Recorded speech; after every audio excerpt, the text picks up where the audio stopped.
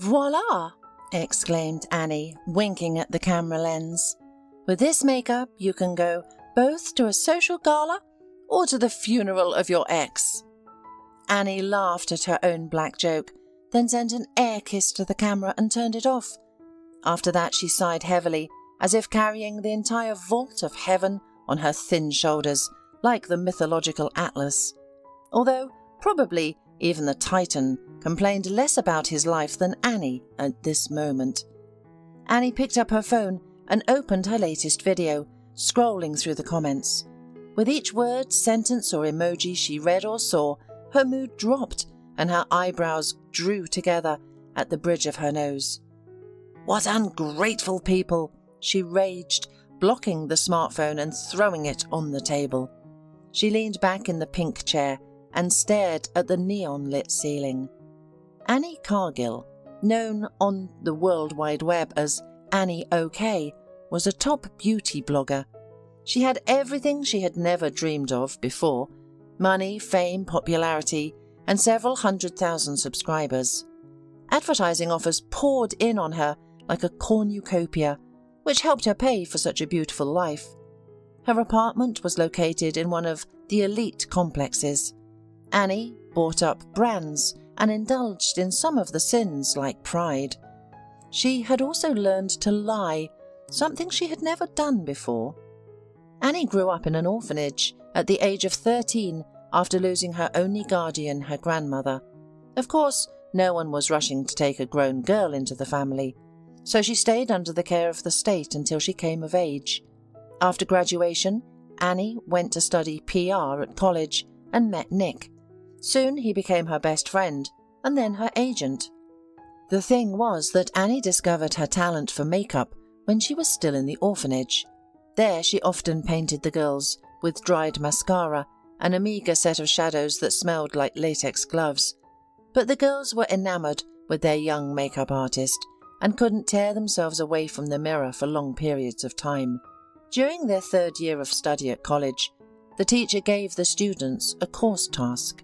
"I suggest you divide into groups of 2 or 3 people," said the teacher. "You should create an account on social media, and then you should start to publicize content and promote it."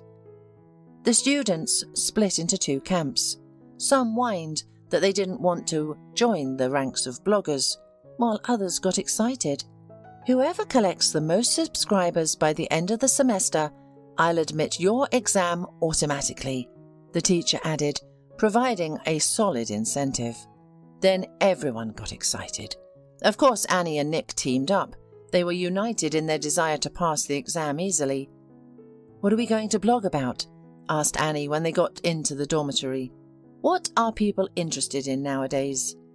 Nick glanced at how beautifully the tip of Annie's nose glistened, and on her cheekbones stars shimmered. Today she was wearing funny makeup again and looked like a fairy. Nick suddenly thought that most likely his friend had spent the entire scholarship on cosmetics and he should feed her. "What about you?" he suggested suddenly. Annie blinked and wrinkled her nose. "Can't you think of a more boring topic? My life consists of you and studying. I live in a dorm with a mean roommate. One of them steals my cookies, by the way." Nick snorted with laughter. "No, I'm serious, Annie. You asked what people were interested in. There are many teenagers on the internet. You could show off your makeup, tell about your past, share your thoughts. You are much more interesting than many such bloggers." At the time, Annie only laughed. However, time was passing and there were no new ideas. Although the thought of becoming a blogger both frightened and beckoned to the girl, finally she said yes. The nickname Annie OK was picked by Nick. It was their private joke. When they met and Nick recognized her name, he sang lines from Michael Jackson's hit song, seeing how she was worried before the seminar. "Annie, are you okay? Are you okay, Annie?" Gritting her teeth, Annie mumbled back, "Annie is okay." Since then, he often called his friend Annie OK, which symbolically became the beginning of her new career in the world of blogging. Nick and Annie leveraged Annie's best traits and difficult past. Annie was not ashamed of it and spoke frankly. Therefore, seeing her sincerity, people stayed on the girl's page. Some were curious, someone felt sorry for her, and others admired her humour, beauty, and ability to make up. Nick helped Annie with everything from setting up lights and cameras to editing scripts and communicating with other bloggers to promote her. The result of their labour was an A on the exam, but they didn't stop there. That's when it all began. Annie rose to the top of fame. By the end of college, she had become a popular influencer and not the last person in the beauty world. Now, she didn't even buy cosmetics.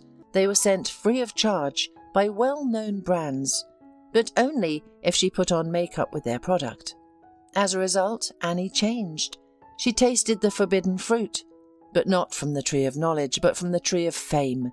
She revelled in it and eventually crossed the line. Annie was recently involved in a scandal or two.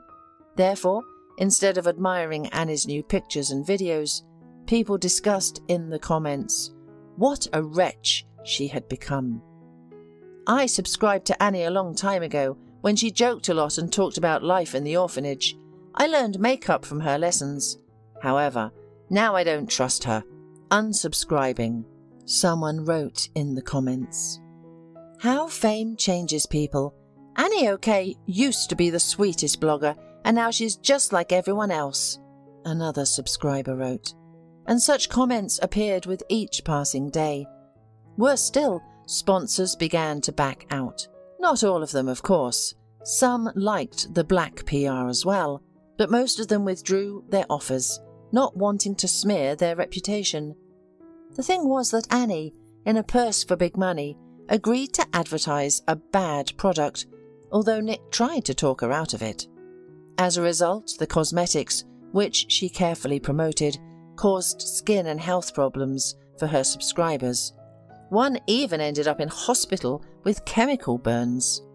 To make matters worse, Annie's boyfriend Mark, also a blogger and athlete, publicly shamed her.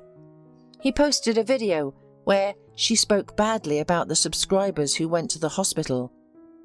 Am I to blame for this?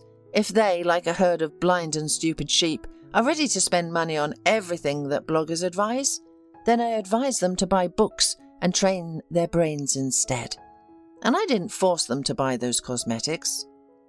Annie said all this in her heart, on her emotions, because it was her first public scandal. And of course, she did not know that Mark filmed her on the phone and broadcast it. So the guy decided to declare their breakup and, as they say, catch the hype. Suddenly the phone rang. Annie saw Nick's name and pouted. Only do not read me morals again, please. She threw instead of, hello, yes, I admit you were right. Mark used me for the sake of hype, and it was a mistake to advertise cosmetics. Are you happy now? Nick snorted, and then to Annie's surprise, calmly asked, Annie, are you okay? Annie blinked and then sobbed. Annie is not okay at all. The girl was relieved by this short dialogue. It was as if she could briefly go back to a past where she wasn't such an evil idiot. Annie, I figured out how to whitewash your reputation, she informed her friend and agent. Annie sniffed and perked her ears. I'm all ears. There is an annual charity event at the Children's Hospital, and you have been invited to attend as an animator. Hospital? The blogger gasped. But there are sick people there. Well, that's the point of the existence of the hospitals, replied Nick sarcastically. Gather people in wards and then treating them. No, you don't get it, Annie said, wrinkling her nose in distaste as she looked at her manicure. I don't want to get any illness or rashes. How am I supposed to put on makeup afterward? And it's going to be difficult for me to act on camera, you know. When I see sick kids, it makes me squeamish. I've had it since the orphanage. I hate hospitals. I was sent there a couple of times. The nurses treated me and the other kids from the orphanage badly, like we shouldn't get used to the good life. And, by the way, some of the children come there with shingles. No, I can't go back there." "Are you done?" Nick yawned into the phone. "Anyway, the event is this Sunday in the morning, so no clubs on Saturday. You'll be given a costume, and luckily, you've already learned how to smile falsely." Annie heard the irritation in Nick's voice that wasn't there before. "Nick, what is wrong with you?" she gasped. "Are you asking me?" "Annie, it's me who should have this question to you. What's wrong?" "What's wrong with you, Annie? You know, I was on your side for a long time, but you really became different. Entirely different person." The guy exhaled nervously. "Anyway, I'll be waiting for you at the hospital. Bye." Then he hung up the phone, and Annie stared blankly at the wall in front of her, thinking about her unpleasant situation. A couple of days later on Sunday morning, Annie stood in the room where the medical staff usually rested and looked at her reflection with horror. "It's a complete nightmare," she grumbled, looking at the fairy costume. The outfit included a lettuce tutu skirt, a kind of shiny leotard taken from some gymnast, wings that dangled behind her back, and a magic wand with a star on the end. Annie thought sarcastically that the costume was 99% synthetic and another 1% shame. "Okay, Annie, okay. Pull yourself together," the blogger said, taking a deep breath and then smiling radiantly. Her lips trembled and the smile almost came off like a mask when she remembered Nick's words. "You've learned to smile falsely." The combative attitude nearly left Annie, but she picked herself and her wand up and walked out into the hospital corridor. The children were gathered in the playroom. Animators were already walking among them, a pirate, a panda, and a princess. The fairy slipped into the crowd and began posing for the cameras. She smiled at the children, rubbed their hair, and even hugged some of them, feeling a strange feeling. Annie didn't like it here. She felt bad. It was like she was looking into her past. Suddenly, among the clamouring, enthusiastic patients of the children's hospital, she noticed one girl with short hair and wearing old clothes. She sat on the sidelines, watching the festivities like a spectator, not wanting to participate. During the whole time, the girl never smiled or said a word. Annie squinted at the child, feeling vaguely uneasy, as the little girl looked at the fairy with a pensive gaze. "This is a silent one, Molly. She doesn't talk," said the nurse, who was standing next to the blogger. "Really?" Annie blinked. "Why? From birth?" The nurse shrugged her shoulders. "I don't think so. She is from an orphanage. They're all like that there, with peculiarities," she remarked, then blushed thickly and looked at the blogger. "Oh, I'm sorry. I didn't mean that. In general, I am your subscriber, and I think that Mark did wrong." Annie fictitiously smiled and thanked the girl for her support. Meanwhile, Mark had already managed to appear in her life again. When Annie posted a photo of herself in the fairy costume with a note that she was going to please the children, he sent her a few hearts and a nasty message. "Maybe later you could borrow a costume from the nurse and come to please me." Reading this message, Annie blocked him immediately. She couldn't understand where her ex got the nerve. "It seems that only Nick is left among decent men," the girl thought to herself. Her faithful friend was also in the hospital. He didn't wear a costume, but he happily entertained the children. Annie even admired him when he was playing with the kids. He caught her glance and beckoned to her. The fairy, having adjusted her skirt, made her way towards the crowd of young patients. "And now, our beautiful fairy, Tinkerbell, will listen to your wishes. Who knows, maybe one of them will come true," said Nick, looking slyly at his little friend. And Annie suddenly realised that he was no longer angry. Nick rarely got angry with her. They didn't even argue. The children surrounded Annie and began shouting their wishes. "I want a doll with long hair," shouted a girl. "And I want a new smartphone," declared a boy. "I want a dog. No, maybe a cat." But a dog, actually. The little boy couldn't make up his mind. The fairy patiently nodded and waved her magic wand, assuring them that she would try to fulfill their wishes. But for the magic to happen, you must behave well, and also be brave and strong. Drink your medicine and obey the doctors, Annie said. Also, your wish must come from the heart and be cherished, you know? Then suddenly, someone pulled her skirt. Annie turned around and saw the same girl named Molly, who had been sitting lonely in the corner. Annie remembered that Molly didn't speak and felt uncomfortable. The girl pointed with her hand for Annie to lean closer. Annie hesitated, then carefully squatted down to the girl's level. To her amazement, the little girl took a breath and spoke. "Dear, beautiful fairy," the girl began politely and leisurely, "could you fulfill my most cherished wish?" Unable to speak, Annie nodded. The girl's face lit up with a smile, transforming her previously frowning expression. "More than anything, I want to see my brother again. He promised to come back to me when winter came, but he never came." Annie swallowed nervously as she looked at the little girl, who froze in anticipation, folding her arms in a dignified manner. Meanwhile, the girl nodded at the magic wand. "Will you wave it to make it happen?" Annie, coming out of her daze, waved her wand, her hand and heart trembling. The little girl's wish was not like other children's requests for toys or pets, but for a brother.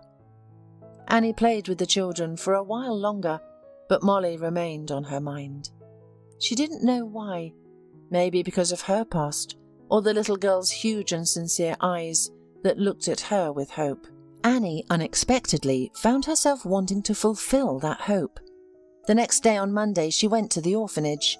On the way she expressed her thoughts to Nick. They can't separate siblings, it's not legal. Maybe she just considered someone her brother, suggested Nick, sitting behind the wheel. Annie, overcome with excitement, began to gnaw on her thumbnail. Nick glanced at her and grinned. "Old habits die hard." The girl blushed, embarrassed, and hid her hand in her pocket. "It's just nerves." The director of the orphanage waved her hands and said, "Molly was recently transferred to us due to health problems. She lived in another town, and there was no good hospital there. I can find out which orphanage she had been living in, but you know, it's private information." Annie and Nick looked at each other and understood. Nick took out his wallet and asked, "And how much is this information worth?" The principal's eyes lit up, and soon Annie had a new address. The orphanage was indeed in another town, but that didn't stop Annie. She went there, but was not welcomed as cordially as at the first one. "I don't remember any Molly," said the obese and insolent principal, adjusting her glasses, and Annie thought she would leave empty-handed. However, she was recognized by one of the teachers, who secretly told Annie the whole truth. "I remember Molly and her brother. I had just started working here then, which is why I remembered them so well and became attached to them," she shared with Annie. Molly and Paul Bogolyubov were sent to the orphanage when they were taken away from their alcoholic mother and her boyfriend. Molly didn't talk to anyone except her brother. "Why?" asked Annie, with growing tenderness for this little girl every second. "She didn't trust adults and didn't want to communicate with anyone," answered the teacher. "The psychologist who talked to them said that her mother always scolded the girl, and if she cried, she would yell at her to shut up and beat her. So the girl withdrew into herself. Only her brother defended her." "But how come they were separated, especially if the little girl was so attached to her brother?" exclaimed Annie. The teacher looked over her shoulder, making sure no one was around. Despite the fact that it was forbidden to separate the children, Paul was quickly placed in a family. He was a very handsome boy, smart and an athlete. Such children are dreamed of. Molly was often sick and they didn't want to take her. Who needs a mute and sickly child? She was younger than Paul, and her mother, when she was carrying the girl, drank and even took something forbidden. Paul didn't want to go to a new family. He was stubborn, angry, and even hit the gym teacher. But he was threatened. They said he had to go. They explained that then Molly could also be taken away to the family, and soon. But the two children would not be taken away. They told him many bad things. In the end, he gave up. He was sent to a family abroad, somewhere in Europe. The teacher pressed her lips together unhappily. I'm sure that the principal sold our Paul like a thoroughbred horse, she grumbled, shaking her head. I haven't heard from him since. Thank you. Annie thanked the woman, and then on impulse, she hugged her.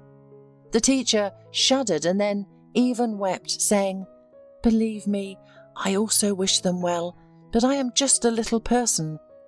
Annie returned, filled with determination to fulfill the girl's wishes, and she did what she knew how to do.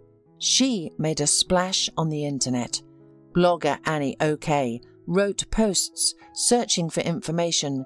Her subscribers split into two camps. Some argued, she does it for hype. Others defended the girl. Even if so, she is doing a good deed. What's the difference? Annie stopped reading the comments, unable to sleep or eat until she found the little girl's brother. And then one day, Nick came to her and said, frightened, Annie, you are pale with black eyes. You shouldn't treat yourself that way. He handed his friend a glass of coffee and a croissant from her favourite coffee shop. I can't help it, Nick. Annie looked anxiously out the window. It's the end of fall. Soon the snow will fall. Molly will be waiting again, because I gave her hope again. Well, not me, but the fairy. Anyway, you know what I mean. Annie swallowed nervously and put the food away. She turned away from Nick, ashamedly hiding the tears glistening in her eyes. You know, I never told you because I wanted to seem strong, but I also always hoped that someone would come for me. I knew it was impossible, but that's why I didn't want to go to the hospital, where I could encounter orphans. Everything inside of me shrinks when I see such abandoned children. Nick leaned over to the girl and hugged her. She snuggled into his shoulder and rubbed her cheek against his prickly wool sweater. Nick always wore such sweaters. Why do you wear these sweaters? She whispered, swallowing back tears. I have to tell you about the existence of soft cashmere. Nick laughed softly and his chest vibrated pleasantly. First I'll start with a sweater made of cashmere, and then I'll end up with not strong coffee, but decaf coffee with almond milk. No way. Annie snorted with laughter and raised her gaze to Nick. Their eyes met, and her heart did a somersault. He had always been incredibly handsome, and that had been Annie's first thought when she had seen Nick in her freshman year. She had even fallen in love with him, but she preferred to remain friends. After all, it was much easier to lose a lover than a friend. Now, however, something had cracked, fractured and changed. The air felt heavier, and the scent of fresh coffee mingled with the guy's perfume with woody notes. Annie's breath caught when Nick touched her lips with his gaze and then looked into her eyes again. His brown eyes darkened. Annie, I want to say, a long time ago, in general, he began huskily, and at that moment Annie's phone rang. She abruptly pulled away from her friend and grabbed her smartphone. Hi, she said nervously, then jumped up. What? Really? No way. Yes, of course it is. Yes. When she hung up the phone, tears were streaming down her cheeks. Nick, I found him, she whispered, and then she threw herself into the arms of her best friend. He lives in Germany, and he was looking for his sister, but when she was transferred to our city, the string broke. He was so nervous and seemed happy. I can't believe it. It worked. Nick only sighed, holding Annie close to him and thinking about the fact that his confession had failed again. However, he had been waiting for this moment for many years and could wait a little longer. Molly, you have visitors, the teacher called the little girl. She was leafing through a book lying on the floor. The girl nodded, stood up, fixed her skirt and followed the woman. She was often taken to see someone, doctors, psychologists, potential parents.